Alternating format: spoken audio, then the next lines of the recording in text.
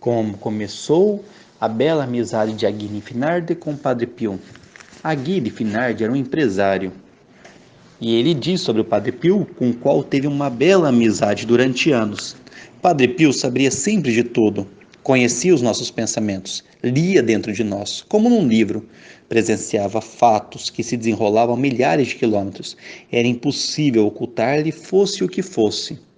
Um homem de ternura única, com um coração imenso. Tamanha se tornou a devoção de Aguide pelo Padre Pio, que ele erigiu um monumento ao Padre Pio na frente de sua casa e diz: é para saudar o Padre quando entro e quando saio.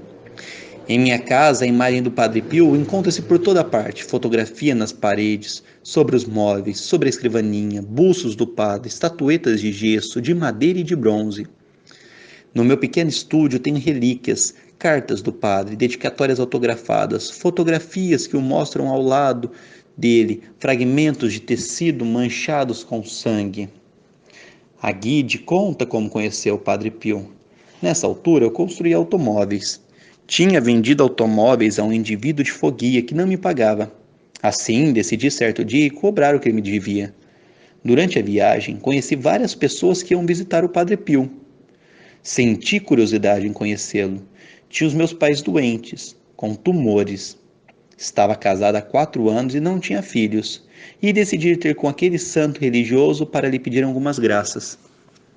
De manhãzinha assisti à Santa Missa celebrada pelo Padre Pio. E depois fui me confessar a ele. Antes de abrir a boca, ele disse-me: Tu confessastes ontem de manhã. E de fato era verdade. Ele sabia, eu tinha me confessado em Foguia. Bem, padre, gostaria de fazer uma confissão geral, acrescentei. Confessei-me e depois falei dos meus pais e do meu desgosto por não conseguir ter filhos. O Padre Pio, com muita gentileza, disse: Não se pode ir contra a vontade do Senhor. A tua mãe viverá mais alguns meses, o teu pai alguns anos, e tu terás um filho, ao qual porás o nome de Pio, e recomeçarás todo o teu trabalho do nada. Levantei-me para ir embora, e ele acrescentou: Não te esquecesses de me dar alguma coisa? E era verdade novamente. Ele sabia. Antes da confissão, tinha preparado uma oferta, e já estava a me esquecer de lhe entregar. E tudo se cumpriu plenamente. De fato, minha mãe morreu daí a 3 meses. O meu pai viveu até 1953, ou seja, mais 4 anos. A minha mulher engravidou e, passados 9 meses, deu à luz a um filho varão, ao qual naturalmente deu o nome de Pio. Depois da morte de minha mãe, fui obrigado a deixar a casa, a fechar a empresa de automóveis e a recomeçar tudo do nada, com um novo trabalho, servindo como torneiro às ordens do patrão. Tudo, exatamente tudo, como o Padre Pio dissera. Tudo o que me aconteceu durante aqueles anos deixara-me muito perturbado. Eu estava desesperado. Ter sido obrigado a sacrificar a minha empresa me abalou muito. Enchia-me ao mesmo tempo de curiosidade. Atraía-me, mas também me assustava. E como na vida tinha havido muitas mudanças radicais, decidi ter novamente com o Padre Pio, para que me aconselhasse de algum modo.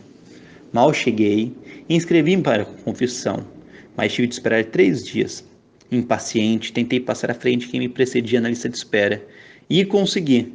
Contudo, quando me ajoelhei no confessionário, o padre ordenou, num tom maldoso: Vai-te embora. Sentindo-me endurecido, não queria me mexer.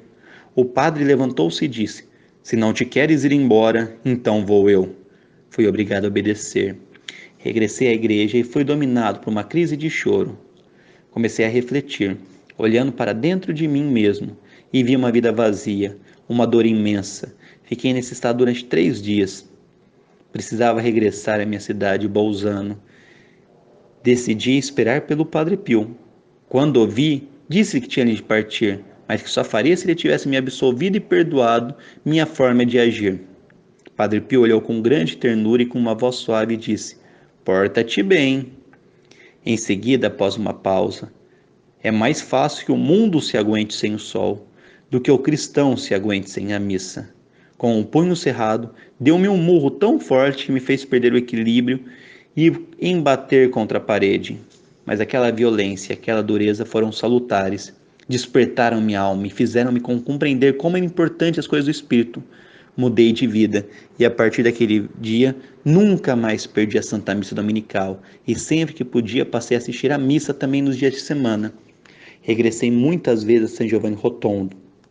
Por vezes ficava lá 3 ou 4 semanas seguidas.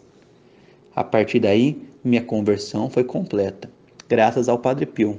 Daí minha grande devoção a ele. E também uma convivência muito salutar, o qual foi marcado por muitos fatos e milagres, que serão descritos em um outro vídeo.